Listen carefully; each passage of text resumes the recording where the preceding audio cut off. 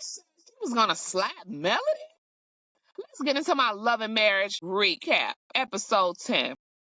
We pick up the episode with Ken, Trish, and the kids up front. They're finishing up their speech. Maurice goes up there with his awkward self saying, "Hi, I'm the father," this, that, and the other. And then they kind of wrap the speech up. One of the little girls said, "I can't believe this is my family."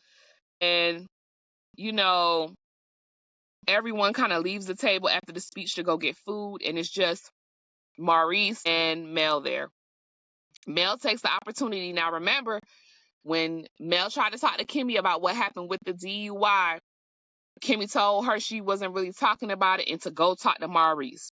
So Kim is talking to Maurice. She lets him know that she's disappointed in him. It's quite embarrassing how he handled the DUI. He gets released from jail and he's back partying with a bottle in his hand. He says he props himself up as a pillar within the community and a stand-up guy, but the route that he was taking is just very immature and embarrassing. Immediately he gets defensive. Immediately his tone changes. He was like, "You weren't there. You don't even know what happened." And she was like, "Well, a police officer was there." "Oh, that police officer that read the report, they wasn't there either. Only I know what happened." Well, you didn't get arrested by yourself. So, and I'm sure there's dash cam footage, hopefully. So I'm like, he getting all defensive, and I'm like, well, y'all have no problem talking about everybody else's issues and what everybody else got going on. So now you got a mugshot and you got an issue, and you feel like nobody should discuss it because it's off limits. Well, you better eat your slice of humble pie, buddy, because they're talking about it. So then all of a sudden he switched and starts saying, when he sees Kimmi come back, "You're attacking me. You're attacking me." And Mel is like, "I wasn't attacking you. You got very upset." And I'm telling you right now, that attacking, him saying that, is that was a dog whistle for Kimmi to be alerted and try to interject, and probably he wanted Kimmi to go in on Mel on his behalf. Let me know your thoughts on that one, if that's what you think he wanted to happen. In his confessional, Maurice is talking about, basically saying, Mel better be careful. That's how I took the undertones of what he was talking about, the deity and all of this stuff. And then he was saying that Mel is looking for love and healing. Well, what the hell that got to do with you? What was you doing when you was looking for a DUI, since you know she was looking for love and healing? What was you looking for?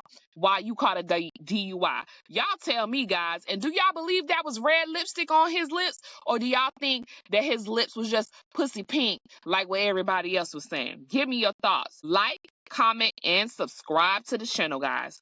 So, the next thing is Maurice. He tries to come over to the table to Nell and them to ask you, how do you cope with someone that triggers you, and started the conversation. And his son comes and he taps him on the shoulder and is like, "Listen, relax, you doing a lot."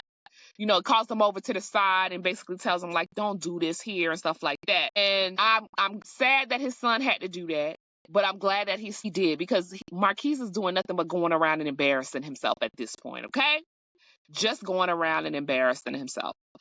So then comes over and pulls Maurice to the side. And Maurice says, I don't know how the conversation got started, but he's like, "Okay, well, you got the girl, you got the kids, you got the house." And I'm like, "Okay, Maurice, that's you being jealous. But again, be glad you left your family and they're still okay. Be happy." Now, am I saying that you need to kiss Ken's behind? No, but you should be saying thank you. So Ken basically comes over to try to he throws out what I don't like about Ken and Trish is, like, they throw out an olive branch and then they give him an uppercut after they put the olive branch out. And what I mean by that, during this conversation, Ken is basically admonishing Maurice and telling him he needs to be more present, which he does, but then says, "You not being present is the reason why your daughter called me dad after Father's Day." And then Maurice says, "Well, are you able to have children? Because you seem like you're overcompensating." And I was like, well, goddamn. I mean, that's a good question to ask. Very good question to ask.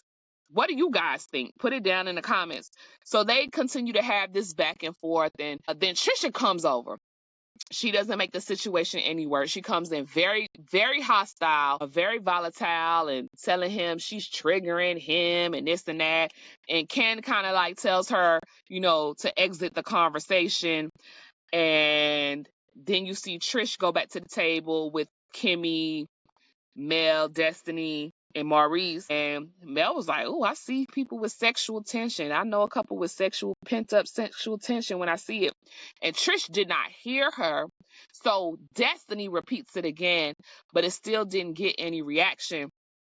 Later on, we find out that Trish said that she was going to slap Melody and slap Marques or whatever. And I'm like, Trish walk around here like she the big bad wolf or something.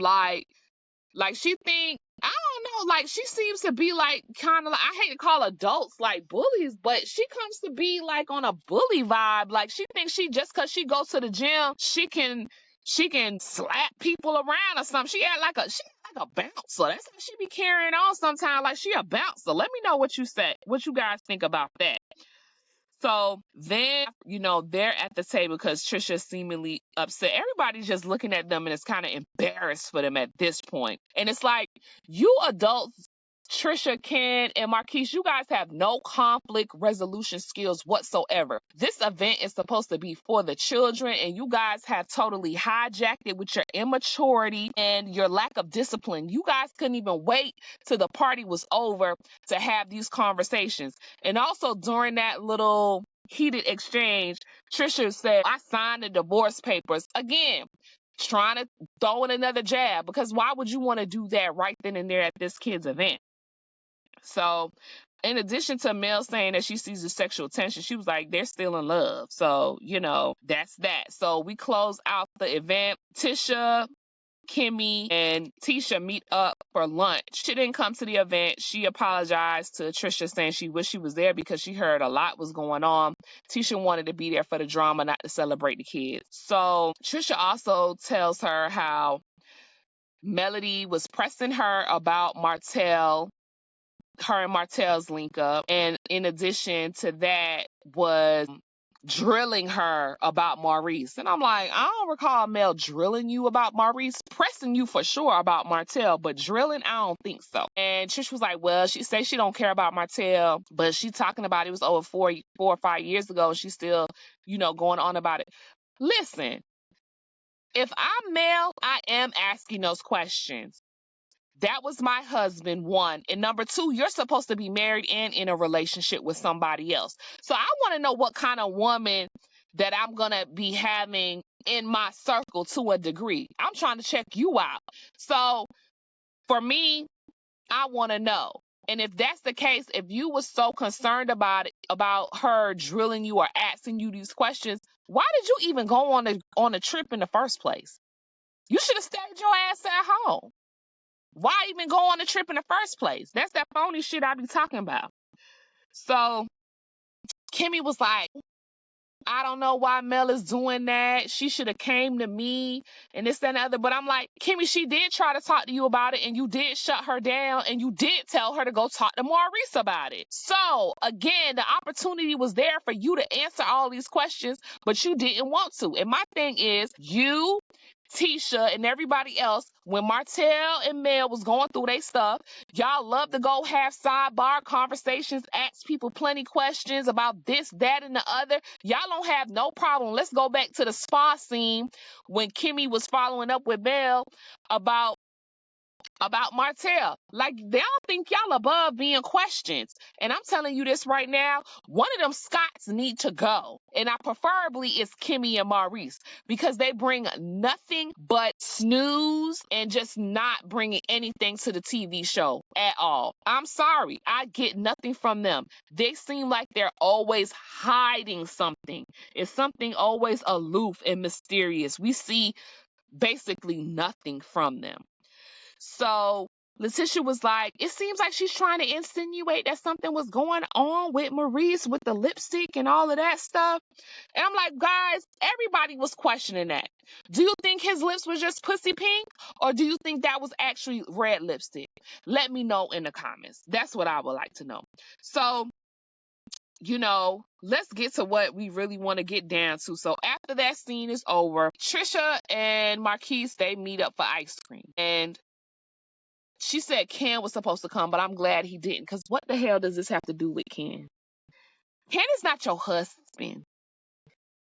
Ken is your boyfriend. When Ken becomes your husband, then you can involve him in all these decisions. But to me, you give Ken way too much authority over your life and your children's life, and he's not the husband. Okay? As far as, this conversations only need to be happening between Trish and Marques, because they need to get on the same page before they bring anyone else in. What's your thoughts on that, guys? Please let me know in the comment section. So this conversation seems to go a little bit better that Ken is not there. Marques is making the same promises. I'm going to do better. I'm going to be more present. I'm going to try to split my time between Huntsville and Atlanta. This, that, and the third. And it's just like, bro, I ain't never been with you, but I'm tired of hearing these same excuses too. And I really want y'all to wrap this Marques and Trish and Ken shit up, because I'm tired of talking about it, because this going nowhere.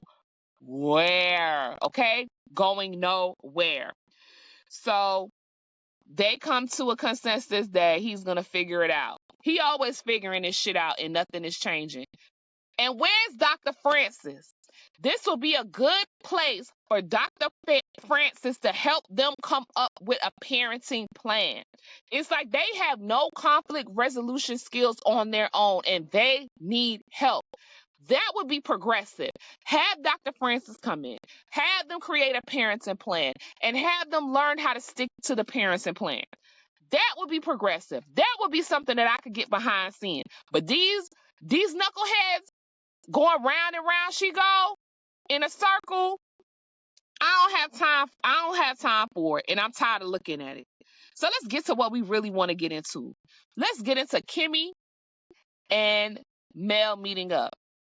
Now, I'm telling y'all right now, Kimmi came into that meeting thinking she was going to check Mel. And Mel came with the Uno reverse. And let me tell you why. Because Kimmi was probably told by Maurice that she needed to check Mel about those rumors. Kimmi didn't catch on to the dog whistle Maurice was throwing her at the kids' party when he said, attacking me, you're attacking me, you're attacking me, over and over again. And that was the cue for her to jump on Mel's case then.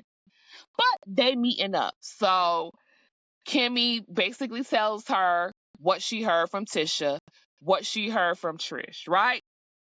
And Mel is just sitting there. And she was like, now she wants to hear from you.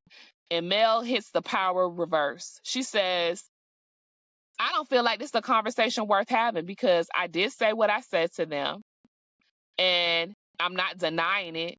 So what's the point of having this conversation? And I said, well, damn. Because Kimmi thought she was going to give her that say it to my face Baltimore energy so that she could feel empowered to go in on Mel.